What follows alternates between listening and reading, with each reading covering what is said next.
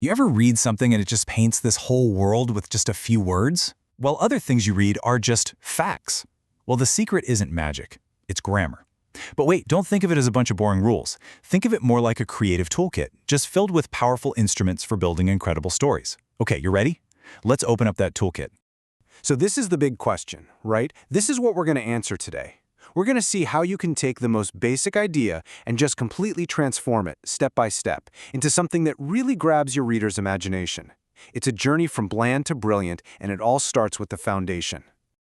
All right, let's kick things off with Section 1, the absolute essentials. You know, just like when you're building a house, every single sentence needs a solid foundation. These are the core parts, the non-negotiables that hold everything else up. And here they are, the big three: the subject, the predicate, and the object. In German, that's subject, predicate, und Objekt. You're going to find these three in pretty much any complete thought.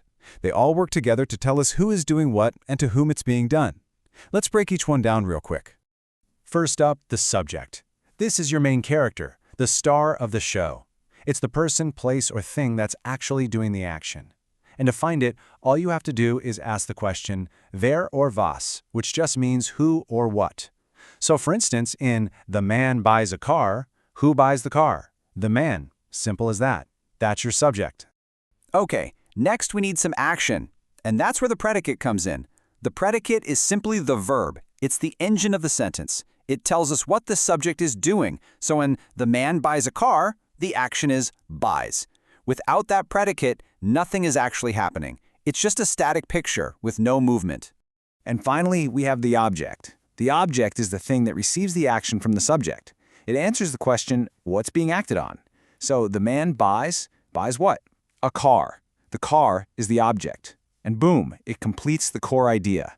Subject, predicate, object. Once you have those three, you've got a complete, solid sentence. But you know, solid doesn't have to mean boring. Now that we've got our foundation, it's time to decorate. This brings us to our next tool, attributes. I want you to think of these as the paint, the little details, the personality that you add to your basic structure to really make it interesting. So let's look at this simple sentence. It reads, Jan saw in die Höhle und entdeckte den Drachen. In English, that's Jan looked into the cave and discovered the dragon. I mean, it tells us what happened, it's grammatically correct, it's fine. But it doesn't really create much of a picture in your head, does it? Exactly. A simple sentence gives you a simple black and white sketch. We get it. There's a cave, there's a dragon. But we don't feel anything. We don't see the details. So now let's see what happens when we open up our toolkit and add some of those attributes we were just talking about. Whoa! Okay, now check out this new version. It's way more descriptive, right? In English, it's Jan looked fearfully into the dark, terrifying cave and discovered the fire-breathing dragon of the evil sorcerer. You see the difference? Words like fearfully, dark, terrifying, fire-breathing, those are all attributes. They describe everything and completely transform the scene. And this is the result. We went from a simple little sketch to this full-blown dramatic world. That right there is the power of attributes. It is the difference between just stating a fact and actually telling a story.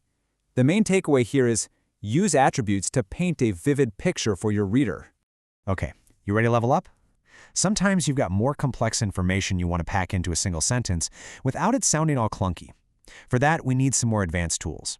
So let's look at two of the best, the relative clause and the apposition. So what is the difference between these two? Well, it all comes down to one simple thing, the verb. Let's look at the relative clause on the left. Think of it like a mini sentence with its own verb that describes a noun. The example here is, the dog that is currently barking belongs to me. You see how that is currently barking has its own verb, is barking? It's a little action happening inside the main sentence. Now look over at the apposition on the right. This just adds a description but with no verb.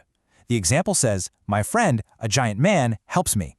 The phrase, a giant man, just gives you extra info about the friend. It doesn't have its own action. That's the key. Okay, so now we have all these amazing detailed sentences. But stories aren't just one sentence after another, right? They're about relationships and cause and effect and the flow of time. To build those connections, we need the master tool for joining ideas, the conjunction. It really is the glue that holds your whole story together. So let's start with two totally separate, simple ideas. The girl looks out the window, and the dog howls loudly. Right now, they're just two events. We have no idea if they're connected at all. Now, just watch the magic of conjunctions. If we connect them with und, and, it's just a simple sequence of events happening one after another. But if we use weil, because, well, we suddenly have a cause. The girl is looking out the window because the dog is howling. And if we use als, when, it's all about timing. She looked out at the exact moment the dog howled. It's the same two sentences, but three completely different meanings just by changing one tiny little word. Okay, for our final section, let's do it. Let's build a true super sentence from the ground up, combining everything we've just learned. We're going to start as simple as it gets. Subject, der Hund. Predicate, built. The dog barks. We have our foundation. It's stable, sure, but it's not very interesting yet. Now let's grab our first tool from the box. We'll add an attribute, grosse, and suddenly it's der grosse Hund bellt. The big dog barks. It's a simple detail, yeah, but the picture in our head is already getting just a little bit clearer. All right, next, let's use one of our advanced tools to add some more specific info.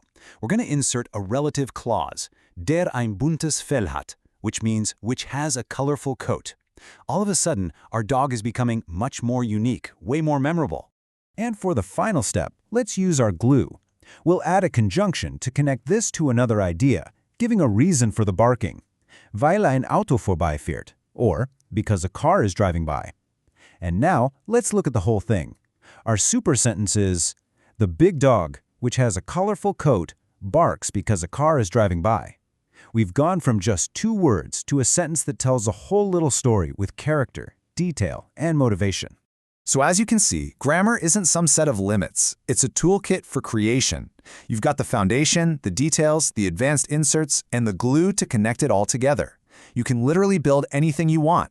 So the only real question left is, what amazing story are you going to build first?